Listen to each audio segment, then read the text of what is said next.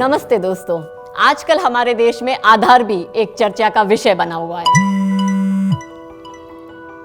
ये देखिए, हम अभी आधार की बात कर रहे थे और हमारे पीएम मोदी जी ने भी अभी एक ट्वीट किया है। आधार के बारे में बहुत कुछ सुनने को मिलता है। एक बात कहना चाहता हूँ कि आधार ने देश के डेवलपमेंट को बड़ी ताकत दी है। अब कुछ लोग कहेंगे कि डेवलपमेंट का आधार से क्या लेना देना है। मैं बताती हूँ। जानते हैं हमारे देश को अब तक डेवलपिंग कंट्री क्यों कहा जाता है और डेवलप क्यों नहीं? कारण है करप्शन और भ्रष्टाचार। हर क्षेत्र, हर फाइल, हर डिपार्टमेंट, हर एक इंस्टीट्यूट, हर कहीं इसकी जड़ें फैली हुई है। तो सवाल ये है कि इस पर कोई रोक क्यों नहीं थी? मैं बताती हूँ भाई, इसी सिस्टम के लिए तो सरकार आधार लेके आई है। आधार ने इस देश के बड़े से बड़े घोटालों का पर्दाफाश किया है। सुनिए, आधार की वजह से 1,30,000 फर्जी शिक्षकों का पता चला, 2 लाख बोगस शेल कंपनियों का पता चला।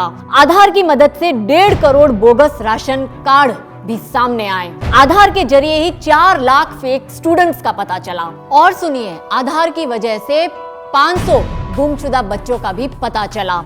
इनके कांड बाकी है दोस्तों।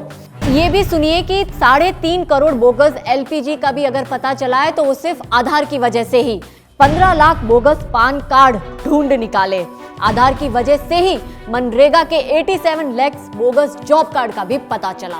फर्जी, फेक, बोगस, भूतिया, ये सब तो इस देश में कल्चर बना रखा था। जानकर हिल जाएंगे आप कि इन आधार की वजह से ही हमारे देश के 62,000 करोड़ से ज्यादा रुपए बचे, एक अकेले आधार की वजह से।